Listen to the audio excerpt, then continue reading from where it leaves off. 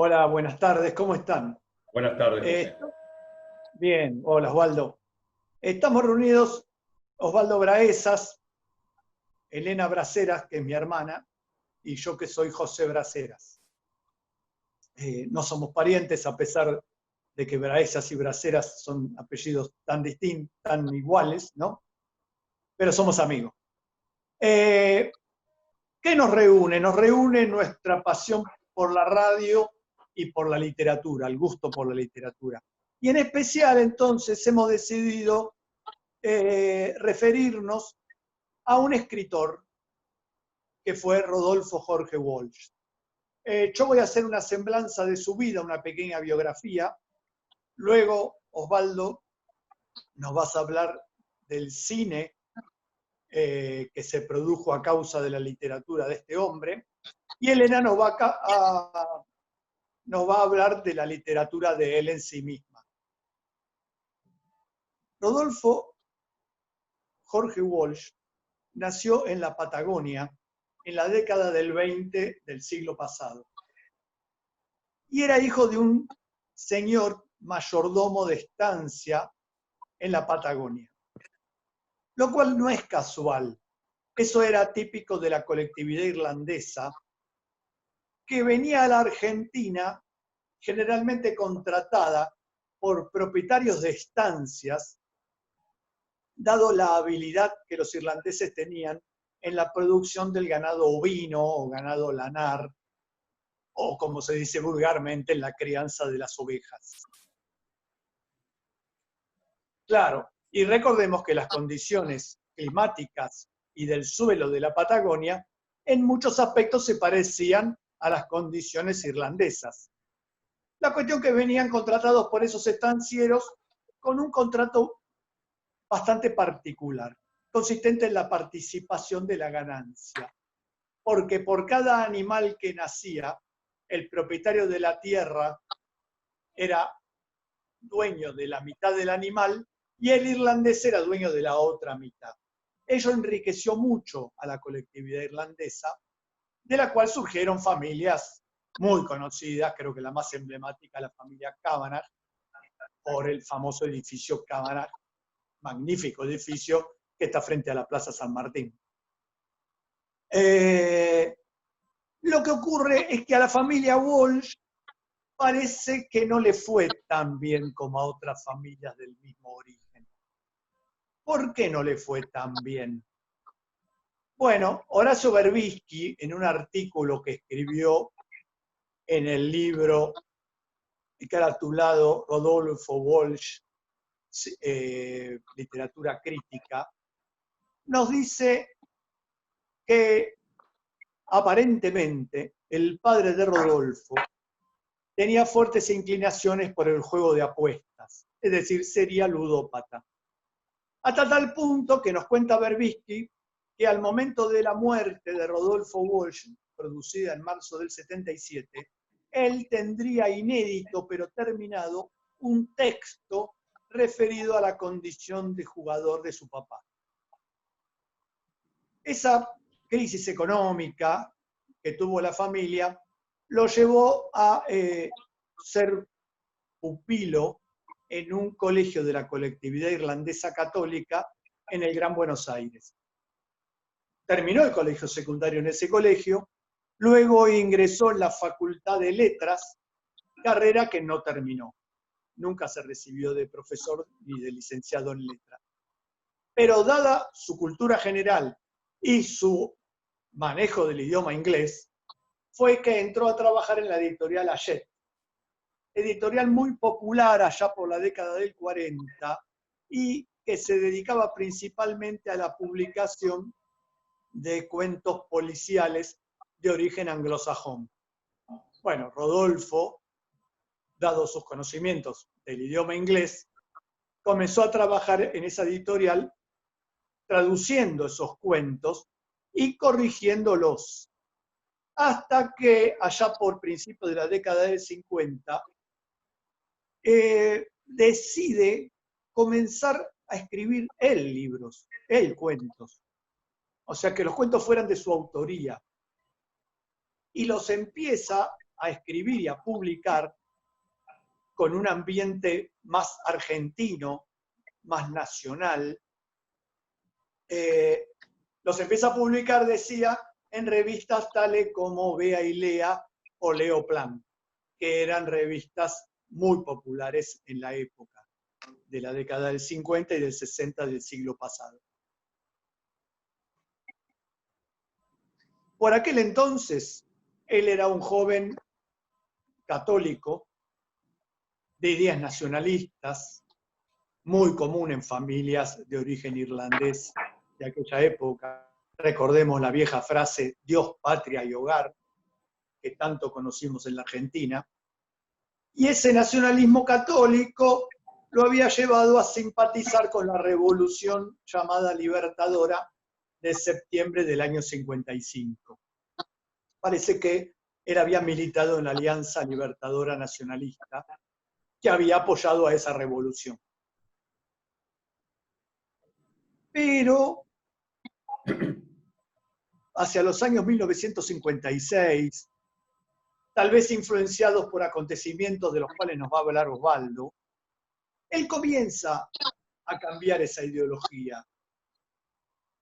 Y ese nacionalismo católico se convierte en una interpretación marxista del peronismo, que luego fue tan común en las décadas del 60 y del 70, donde mucha gente de origen católico y antiperonista terminó adhiriendo a este movimiento dándole una interpretación marxista. Cosa curiosa, ¿no? Porque Perón hablaba más bien de la conciliación de clases, en cambio el marxismo hablaba de la anteposición de las clases. Pero bueno, la cuestión que esa tendencia marxista en Rodolfo Walsh lo llevó a la Cuba de Fidel Castro, triunfante en el año 1959, y allá en Cuba funda la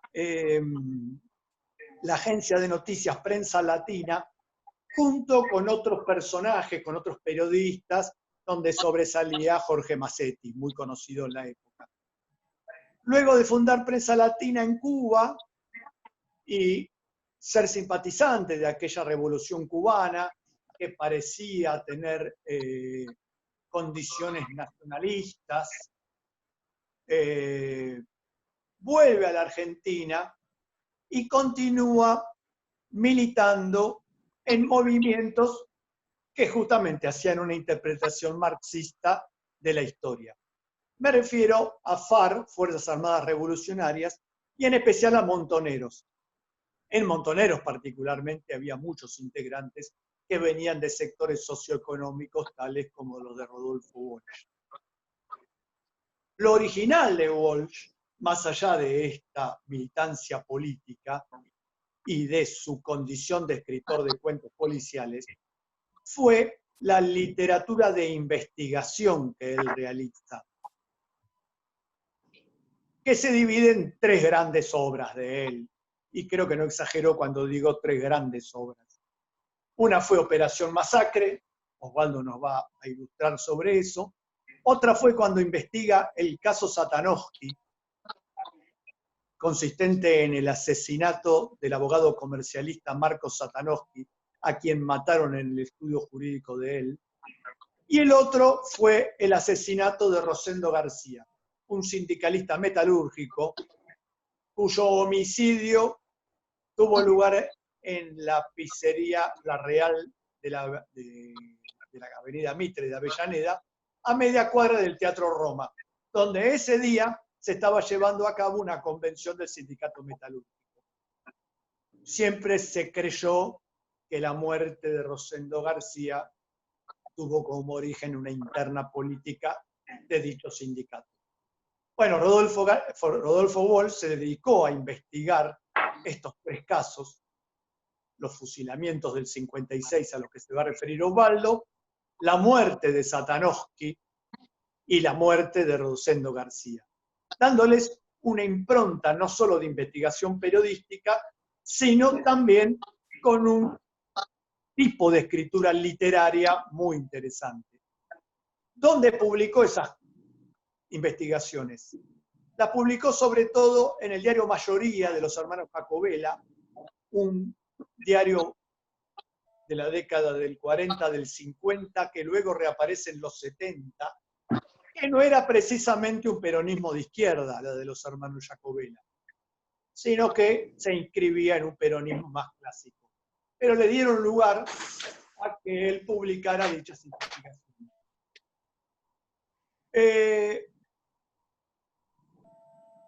¿Cómo termina la vida de Walsh? La vida de Walsh termina en la esquina de San Juan y Entre Ríos, del barrio de San Cristóbal de la ciudad de Buenos Aires, en la que muere enfrentado con partidas militares de una manera absurda. Creo que se enfrentó para que no lo agarraran vivo. ¿Por qué digo esto?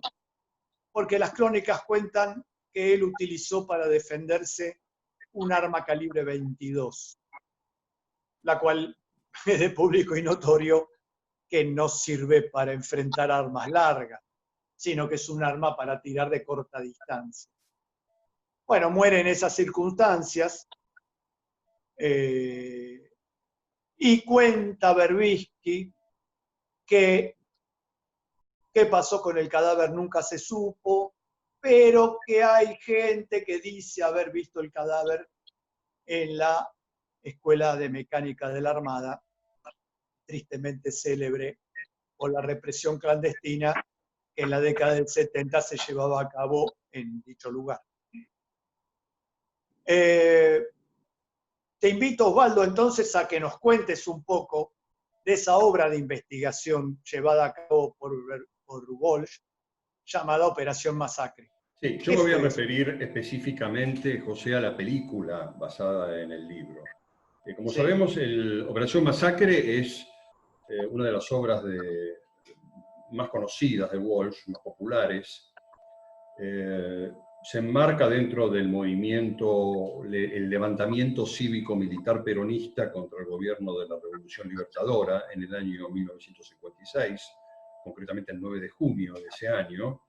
Fue un levantamiento efímero, con poco apoyo, ni siquiera Perón alentó ni apoyó este levantamiento. Incluso hay correspondencia de él donde critica sublevados. El jefe era un general retirado, el general Valle, y lo que caracterizó este movimiento fue que el gobierno militar de entonces dictó o decretó la ley marcial. Como consecuencia de ella fueron ejecutadas aproximadamente unas 30 personas, entre civiles y militares, la mayoría eran militares.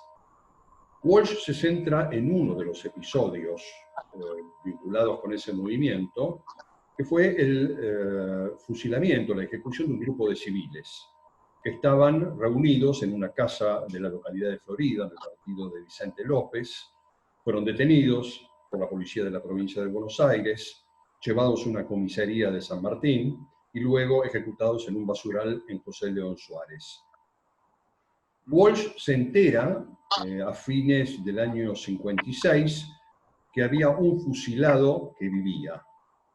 ¿Y cómo fue que se enteró Osvaldo de eso? Bueno, él cuenta que él en esa época se dedicaba fundamentalmente al ajedrez y a la literatura policial. Estaba en un bar jugando al ajedrez a fines de ese año, 1956, y conversando con un parroquiano, este le dice, hay un fusilado vivo, un fusilado que vive. Él lo conoce, lo entrevista, comienza una investigación, se entera que hay 7 sobrevivientes de ese episodio del basural de José León Suárez, y se apasiona con el tema. Y comienza a publicar, en forma, como vos bien dijiste, en el diario Mayoría, en forma de entregas, creo que fueron 7 entregas, y luego en forma de libro. Lo que el mismo Walsh dice en uno de los prólogos es que la historia es cinematográfica. Por lo tanto, era inevitable que unos años después hubiera una versión en el cine de lo que ocurrió. Claro. El director de la película fue Jorge Cedrón, que era un director de cine poco conocido, pero que había realizado algunas obras. Fue co-guionista junto con Rodolfo Walsh. Ambos ya eran activos militantes del peronismo. La película fue filmada en la clandestinidad. Según el último cuadro de la película, fue filmada entre agosto de 1970 y noviembre de 1972, si mal no recuerdo.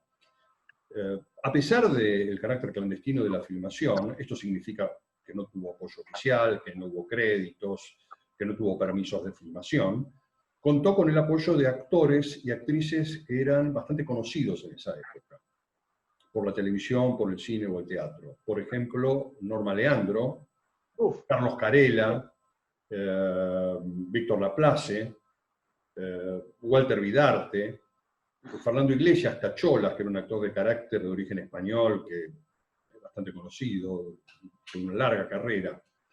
La mayoría de las imágenes son clandestinas, pero lo que caracteriza a la película y lo diferencia de los textos es lo siguiente.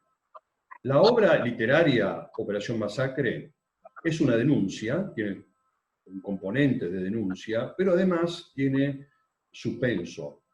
Walsh traslada su talento como autor literario de cuentos policiales, tiene una prosa muy clara, y deja algunos temas en el misterio, porque él no los conocía. Por ejemplo, no sabía cuántas personas estaban realmente reunidas en esa casa de Florida, cuántos estaban realmente comprometidos con el movimiento revolucionario. La película, en cambio, tiene una tónica distinta, es una proclama política. Los componentes de suspenso policial quedan en segundo plano y no interesan demasiado. Una de las características es que hay una voz en off que relata la historia. Esa voz en off es de Julio Troxler, que fue uno de los sobrevivientes de la masacre, que participa en la película, no solo como relator, sino como actor haciendo de sí mismo. Quiero aclarar que esto es una característica bastante común en muchas películas basadas en hechos reales. Se dice que Operación Masacre es un anticipo de A Sangre Fría de Truman Capote, publicada algunos años después, en 1965, el non-fiction, o true crime también se le dice ahora, es decir, hechos reales relatados con la técnica de la ficción, de la novela. Y curiosamente, voy a encontrar un dato interesante. La película que se basó en Sangre Fría no solo fue filmada en lugares, en lugares donde ocurrieron los hechos, sino que, por ejemplo, a título de ejemplo, el jurado en la escena del juicio a los asesinos, de los 12 actores, 8 habían sido jurados en el juicio real contra los asesinos. Y así con varios personajes. Julio Troxler, y hay otros ejemplos. Clint Eastwood lo hizo también hace relativamente poco con una película Tren de las 15:17 a París, sobre un frustrado atentado terrorista que intervinieron 3 Marines, después hizo la versión cinematográfica y los actores son los 3 Marines norteamericanos que intervinieron para frustrar el hecho. Troxler relata los hechos y, como te decía, el carácter de proclama política se nota en la inserción de material de archivo, actos peronistas de la primera presidencia de Perón, el Cordobazo, hay fotografías e imágenes de militantes caídos, y también aparece el general Aramburu y el general Sánchez, un militar que había sido asesinado por las FARC y por el ERP, justamente en agosto de 1972 en Rosario. Claramente la película reivindica la lucha armada y el asesinato político como un método para tomar el poder. Eso está bastante claro en la película. Fue estrenada en septiembre de 1973 en forma comercial, pero antes de la llegada del gobierno de Cámpora, fue vista en barrios con la promoción hecha por grupos políticos. Según Walsh, la vieron aproximadamente 100.000 personas, eso es difícil de comprobar. También es difícil de comprobar el efecto que tuvo la película. Cuando fue estrenada comercialmente, la realidad política había cambiado. Perón no era el líder revolucionario que esperaba la juventud de izquierda peronista, en cambio era el presidente y comandante en jefe del ejército enemigo. Digo ejército enemigo porque justamente en la película, en el texto de la voz en off, se dice que los militares podrán participar de las luchas del peronismo de forma individual, pero el ejército es el enemigo y hay que oponerle un ejército popular. Resulta que ahora Perón era el comandante en jefe del ejército enemigo. La película, por lo tanto, fue censurada. Toda la parte más radicalizada fue suprimida. Duró 2 semanas en cartel. El destino de los hacedores de la película fue trágico. Vos ya mencionaste el de Rodolfo Walsh. El de Julio Troxler yo diría que fue una pesadilla, porque él revivió, cuando ocurrió el episodio, cuenta Walsh, él logró sobrevivir a la masacre y él volvió al basural para ver qué había ocurrido con el resto de sus compañeros y se encontró con los cadáveres. Cuando se filma la película, él revive el hecho. Hay una escena de la película, creo que es una de las más cinematográficamente más valiosas, que es un amanecer donde se ve al personaje actual de Troxler, que recorre el basural y ve los cadáveres de los fusilados, que son los actores, lógicamente, que haciendo su papel. En el año 1974, Troxler fue, después de haber sido subjefe de policía por un breve tiempo durante la gestión del gobernador Videgain y la presidencia de Cámpora, fue secuestrado por la AAA y fue asesinado en un perdido pasaje del barrio de Barracas. ¿Qué pasaje fue, tú sabes? Bueno, creo que es el pasaje Coronel Rico, intersección con Suárez, donde claro, hay, creo que hay una placa ahí incluso que lo recuerda. Sí, hay una placa que lo recuerda y es un pasaje Coronel Rico que tiene una sola cuadra porque se choca con el tren. Y aprovecho a contarte, Ubaldo, que me olvidé de contarles hoy, que donde murió Rodolfo Walsh, en San Juan y Entre Ríos, en el barrio de San Cristóbal, me olvidé de contarles que la estación del subte E, que tiene su parada ahí, hoy se llama Entre Ríos Rodolfo Walsh. Y también me olvidé de contarles que hay una placa en Venecita sobre la cual está dibujado el rostro de Rodolfo Walsh. Es así. Y recuerda que allá fue donde cayó en aquel tiroteo. Exacto. Bueno, disculpame la interrupción, pero te lo quería contar. No, fue muy interesante. El final de Jorge Cedrón también fue trágico. Él se exilió en París. Allí filmó un documental, Resistir, que es un largo monólogo de Mario Firmerich, contó con la colaboración de Juan Gelman. Es una reivindicación también de la lucha armada y del movimiento montonero. Y apareció muerto en un baño de la prefectura policial de París, con varias cuchilladas y el puñal en la mano. Había concurrido a declarar con motivo del secuestro de su suegro, el ex intendente de la ciudad de Buenos Aires, Saturnino Montero Ruiz. No se sabe, la versión oficial es que fue un suicidio, aunque algunos ponen en duda si fue realmente un suicidio o no. Hoy, Operación Masacre, junto con el resto de la obra de Walsh, gracias a la labor que realizaron Fernando Martín Peña y la hija de Cedrón, Lucía Cedrón, que reconstruyó toda la obra, Operación Masacre puede verse en su versión completa en YouTube. Es decir, sin los cortes que sufrió en el momento del estreno en septiembre de 1973. Qué bueno, qué bueno. Y ahora yo me gustaría escuchar a Elena para que nos hable de la literatura policial de Walsh. Bueno, después de la interesantísima alocución de Osvaldo acerca de la clara inclinación de Walsh hacia la literatura política, yo quiero agregar o afirmar que Walsh era realmente un escritor de ficciones y un apasionado del género policial, que es lo que vamos a tratar hoy aquí, ¿no es cierto? Pero en esta tensión entre literatura y política, Ricardo Piglia, en el prólogo a los cuentos completos de Walsh de Ediciones de la Flor, dice que en esta tensión define dos poéticas. Por un lado estaría la autobiografía, la denuncia, que alcanza su punto más álgido y más alto en la carta abierta a la Junta Militar. Por otro lado, Walsh construye su ficción con los elementos de una estética en la que la alusión, lo no dicho, la elipsis, la condensación, la reposición por parte del lector de un contexto, atraviesa toda la obra ficcional de Walsh.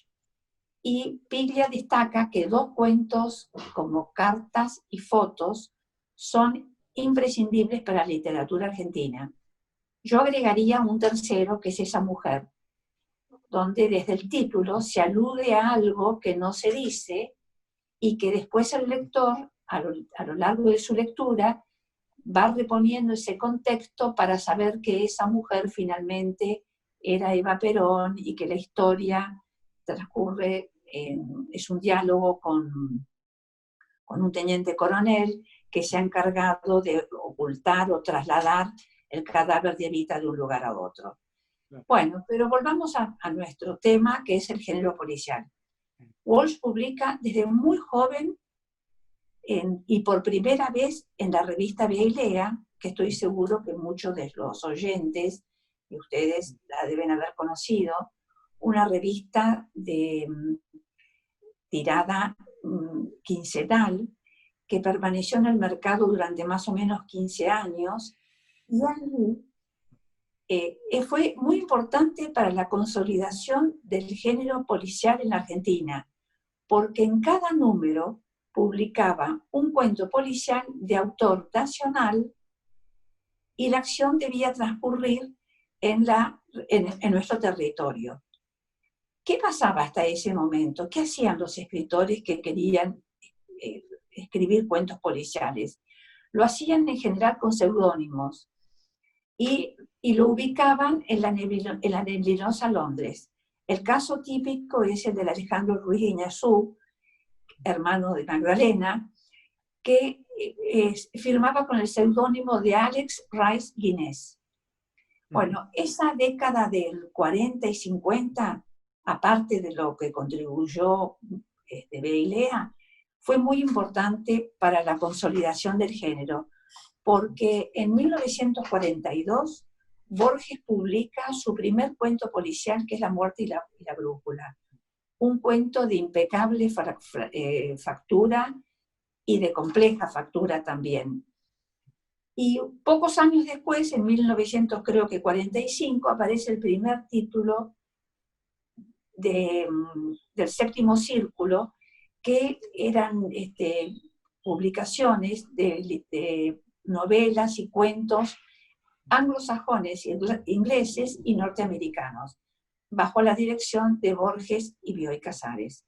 Pero hay algo más importante en este tiempo, que es que Walsh, que trabajaba, como ustedes dijeron muy bien, como corrector y traductor en Hachette, publica por primera vez también en Hachette la primera antología de cuentos policiales argentinos, que tengo el enorme placer de tenerla en mi biblioteca, pensar que ya tiene 70 años, y allí, mirando brevemente el índice, ha publicado, por ejemplo, Borges, El jardín de senderos que se bifurcan. Hay un cuento muy lindo de Pérez Elásqui, Los crímenes van sin firma. Un cuento excelente, Los jaque mate en 2 jugadas de Eisen. El padre Castellani con el seudónimo del rey Jerónimo del Rey. Y el mismo Walsh, por supuesto hay otros más, que tiene con un cuento que se llama Cuento para ataúdes. Pero recordemos que fue la primera antología de escritores argentinos y que ya han transcurrido 70 años. Bueno, todos estos acontecimientos consolidan el género y lo afirman en la Argentina, porque podemos hablar de una prehistoria del género en el siglo XIX, por ejemplo, con Las huellas del crimen de Varela, con La pesquisa de Paul Grusac, con La bolsa de los huesos de Holberg. Bueno, en Bailea, como ya les dije, Walsh publica su primer cuento y a lo largo del tiempo que transcurrió la revista, ahí va a publicar 10 cuentos policiales que tienen como protagonista al comisario Laurenzi y están firmados con el seudónimo de Daniel Hernández. Bueno, publica ahí su primer cuento policial, interviene en los 3 concursos policiales que hizo Bailea, y él aparece como escritor primero y después como miembro del jurado. Bueno, pero en el número más o menos 361 de Bailea, después de una larga investigación, quiero mencionar a mi colega y amiga Cristina Leitur, con la que fuimos recuperando en las plazas y en las librerías para viejos los números de Bailea, y logramos reunir los 10 cuentos que Walsh había publicado allí. Bueno, hay una nota en el número, miren, exactamente 361, con una foto de Walsh joven, y él nos da 2 datos interesantes. Dice que el mejor cuento policial argentino es La muerte y la brújula, opinión que comparto plenamente con él, y dice además que él es un apasionado jugador de ajedrez, pero es un ineficiente jugador. Voy a desarrollar estos 2 datos. Empiezo por La muerte y la brújula, porque allí Borges formaliza e inaugura la figura del primer comisario criollo, que tiene como nombre Treviranus. A partir de ahí empiezan a aparecer una saga de comisarios como Leoni, que era santiagueño, de Pérez Elaski, después está el padre Castellani, después Laborde de Peirú, el simpático Belmiro Ayala Gauna, todos comisarios a imitación de este primer comisario que funda o crea Borges. Y la pregunta que nos podemos hacer es, ¿qué diferencia hay entre estos comisarios criollos y los detectives ingleses? Porque cuando yo hablo en este caso de literatura policial, me refiero a la literatura de enigma, la literatura de enigma detectivesca. No estoy hablando de la literatura noir que aparece años después. Bueno, la literatura noir, que es la literatura negra. La literatura negra, sí. Bueno, la literatura policial se remonta al año 1841, de la mano de un escritor norteamericano que es Edgar Allan Poe, que escribe un cuento muy, muy lindo que se llama Los crímenes de la calle Morgue. Y ahí aparece el primer detective, que luego, con las características que luego lo vamos a encontrar en, por ejemplo, el famoso Sherlock Holmes con su ayudante Watson, lo vamos a encontrar en Flambeau, el detective de Chesterton, con su ayudante, el regordete y simpático padre Brown, que es en realidad el que descubre el crimen, y bueno, y por supuesto Hércules Poirot de Agatha Christie, con su ayudante Hastings. ¿Y vamos a ver qué características similares y diferentes tienen estos detectives con nuestros comisarios? Por empezar, estos detectives eran de una arrogancia absoluta. Solían ser hombres célibes, con cierto grado de misoginia, hacían su oficio por mero placer, eran de una inteligencia abrumadora y utilizaban el método inductivo-deductivo para resolver el misterio. Y cuando lo hacían, dejaban boquiabierto no solamente a su ayudante, sino también al lector. Nuestros comisarios, a diferencia de ellos, eran provincianos, eran hombres sencillos que cobraban un sueldo por lo que hacían y descubrían el misterio gracias al sentido común y a la enorme experiencia que habían adquirido a lo largo de la trayectoria, a lo largo de las recorridas por todas las instituciones policiales del país. Solían ser hombres solteros, eran provincianos, y tenían una cosa interesante, que no comparto, pero eran de un acentuado antiintelectualismo. Por ejemplo, Leoni, que es el comisario de Pérez Zelazky, dice: los tipos inteligentes solo hacen macanas, guerras, revoluciones, libros, teorías raras, crímenes. No sirven para nada, pero se creen superiores. El comisario Laurenzi de Walsh dice: no hay bicho más peligroso que el hombre que escribe. Explota a los amigos, explota a sí mismo, explota hasta las piedras. ¿Hay algo sagrado para él? ¿Conoce la simple decencia? Es gente rara. Y don Frutos Gómez desbarata con sutil ironía el saber intelectual y academicista de su ayudante Luis Arzázola. Este antiintelectualismo tiene que ver con gran parte de la historia de la literatura argentina, porque esta antinomia entre el saber y la vida está presente en gran parte de nuestra literatura. Acordémonos la antinomia civilización-barbarie, ¿no es cierto? Bueno, ¿me querías preguntar algo? No, estaba admirando lo que decís, porque es muy cierto, esa antinomia a la cual vos te referís. Claro. Bueno, el segundo dato que nos da Walsh en esa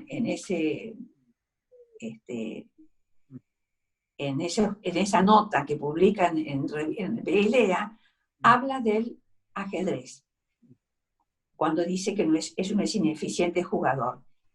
Y encontramos en nuestra investigación con Cristina 2 cuentos relacionados con el ajedrez. Uno es Transposición de jugadas y el otro es Zugzwang.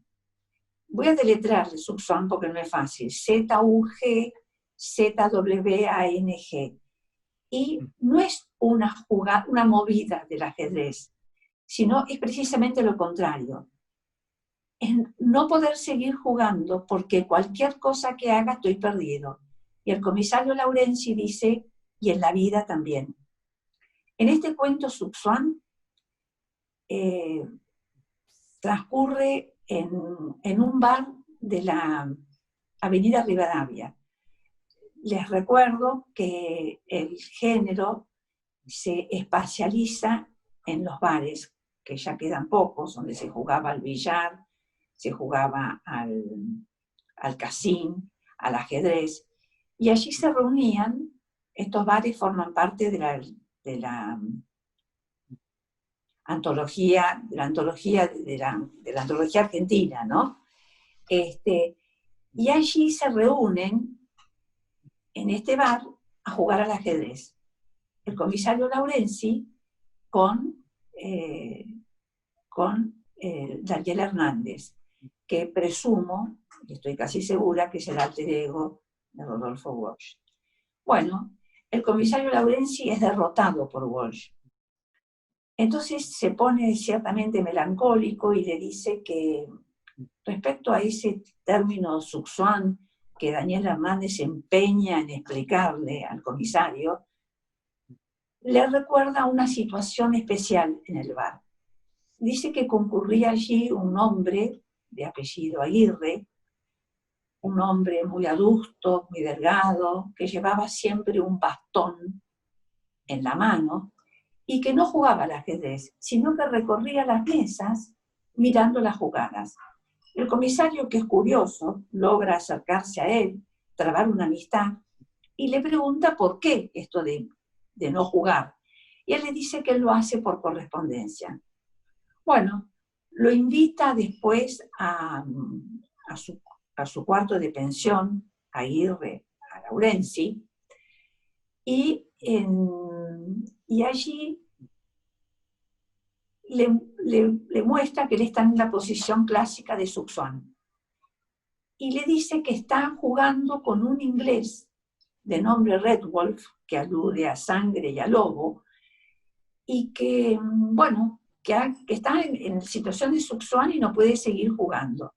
Entonces, le dice el comisario, pero ustedes, además de hablar sobre el ajedrez, ¿hablan de otras cosas? Y Aguirre le cuenta que sí, que este inglés es de Glasgow, escocés, y que le cuenta las aventuras amorosas que ha tenido cuando trabajaba en los ferrocarriles ingleses. Y le dice que él sedujo a una mujer muy bonita, María Isabel, y hace todo un juego de palabras y dice Lisbeth, Elizabeth, Lacey, aludiendo a tonta, Lizzie, y hace todo un juego de palabras. Y le cuenta que esta mujer se suicidó por él, arrojándose a las vías del tren.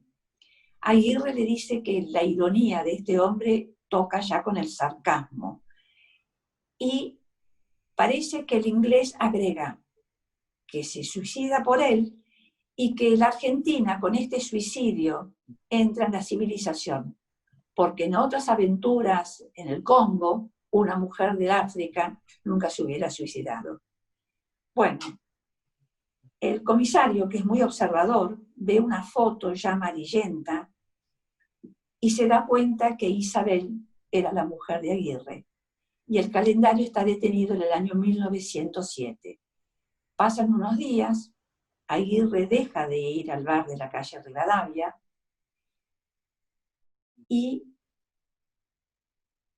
el comisario lo va a visitar. Entonces le cuenta que él ha estado mucho tiempo afuera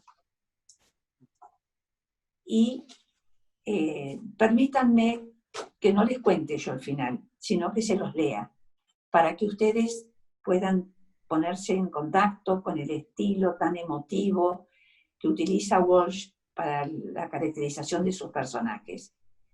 Y dice así: mi amigo, se refiere a Aguirre, desapareció durante un tiempo bastante largo.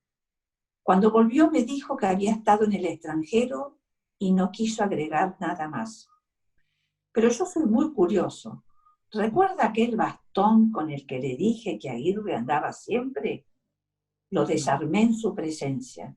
Le saqué la punta y apareció la aguda hoja del estoque. Aún tenía una mancha de color ladrillo, un hilo de sangre coagulada. Él me miró sin rencor. Había recobrado el aspecto dulce y tímido de un niño. ¿Pero qué hizo usted, comisario?, dice Hernández. ¿Yo qué podía hacer? Estaba jubilado y el crimen ocurrió fuera de mi jurisdicción. Y después de todo, ¿fue un crimen? Que el azar no le depare a usted esos dilemas. Si no lo denunciaba, a mi amigo hacía mal. Y si lo denunciaba y lo arrestaba, también hacía mal, porque con todo mi corazón yo lo había justificado. Aguirre murió 2 años después, continúa el comisario, y no en la cárcel, sino en su cuarto de vejez, cansancio y desgracia. Pero en todo este tiempo me sentí incómodo. Me sentí en una de esas típicas posiciones de, ¿cómo lo llama usted? De succión, comisario.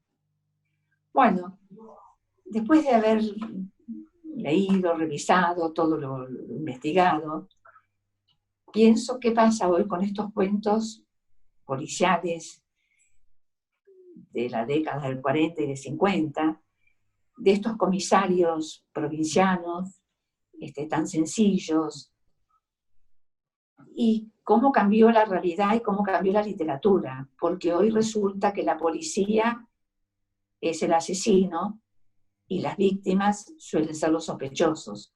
Entonces se ha producido todo un cambio y allí entraríamos ya a la policial negra. Bueno, muchas gracias y espero que les haya gustado. Muy bien. Interesantísimo, Elena. Gracias, muchas gracias. Bueno, muchas gracias, Gracias, Elena. Osvaldo. Gracias, José.